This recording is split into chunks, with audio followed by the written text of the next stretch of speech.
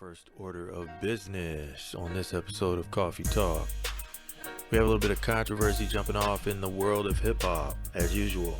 We've got YouTuber extraordinaire and cultural critic, commentator, DJ Academics versus the elders of hip hop. He made a comment, said they were dusty and broke, and LL Cool J responded from Double XL magazine. LL Cool J appears to scold DJ Academics for calling old rappers dusty. On Wednesday night, September 21st, Uncle L hopped on Instagram to address statements made by a DJ, it says in quotes, who recently made some disparaging comments about older MCs. Here's what LL Cool J said. A DJ basically said that a lot of hip hop pioneers are dusty, or how they can be the person that invented hip hop if they don't have a lot of money, or if they don't represent like they have a lot of dough. Let me explain something to you. Don't think just because somebody knows how to get money or fails to get money that they don't make a contribution to the culture. No one discusses Miles Davis's bank account. Good point. We don't talk about John Coltrane's bank account. We don't talk about even a lot of rock musicians, a lot of great country artists. We don't talk about their bank accounts.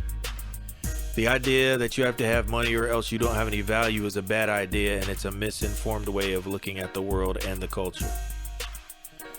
He added, so just because they didn't get rich, just because they weren't able to pile up millions or billions of dollars doesn't mean that they didn't make a contribution to this culture.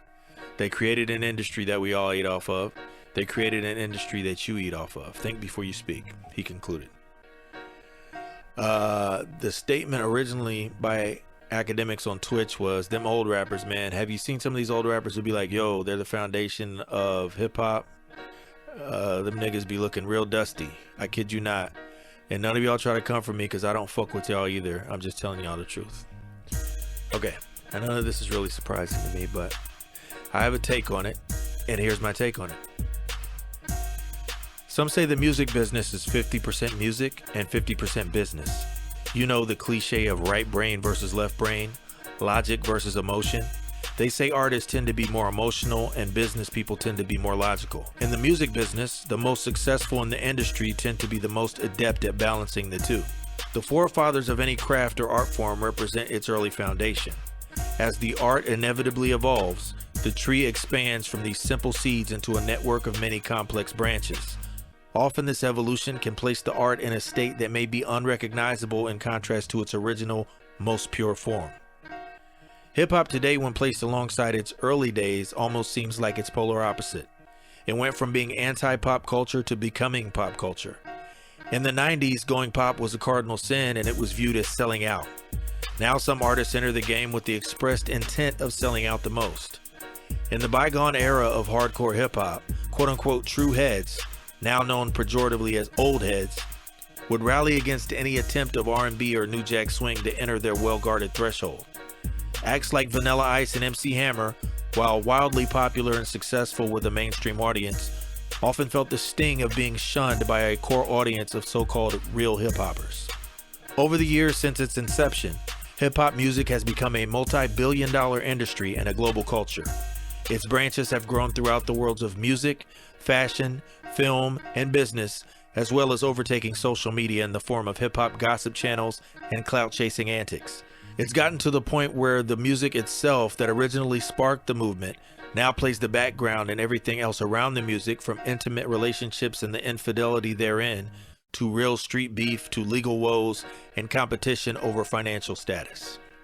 As the generation gap continues to widen, the new breed of hip-hop artists and fans tend to disregard the originators of the culture due to the fact that they may not be sexy or sensational enough to grasp the short attention span of a TikTok locked audience. While there remains a small community of artists that pay homage to the originators, the vast majority of eyes and ears seem to no longer have the interest or time to invest in the lyrical lessons of a Rakim or Big Daddy Kane. This modern climate of distraction is a breeding ground for flippant commentators with minimal historical knowledge and encourages them to recklessly and disrespectfully hurl their uneducated opinions at the founders of the culture as a spectacle to entertain a highly unconcerned crowd of observers. The legends of the craft of hip-hop lived during a time where there weren't yet so many avenues of profit to pursue. In fact, those legends were the ones that paved the way for all future artists to be able to capitalize on the art form as they do today. Being old has never been cool. It's no surprise that the Migos would beef with Bone Thugs over a demand for them to respect their elders. Hip-hop has in many ways transformed into a gladiator school, both on the stage and in the streets, and its combatants often have egos the size of black holes, which suck all of the energy and attention out of a room. Hip-hop has amnesia, and the remedy may be both a workers' union and pension for retired hip-hop artists. It's long overdue. Like invisible soldiers returning from a long-forgotten war, our legends are being overlooked and ridiculed by the exact people that should be helping to ensure their well-being, just as these same legends' efforts ensure the well-being of today's fresh new talent. How do you feel about it? Respond in the comment section below the YouTube video, and don't forget to tap that bell icon and subscribe to my channel.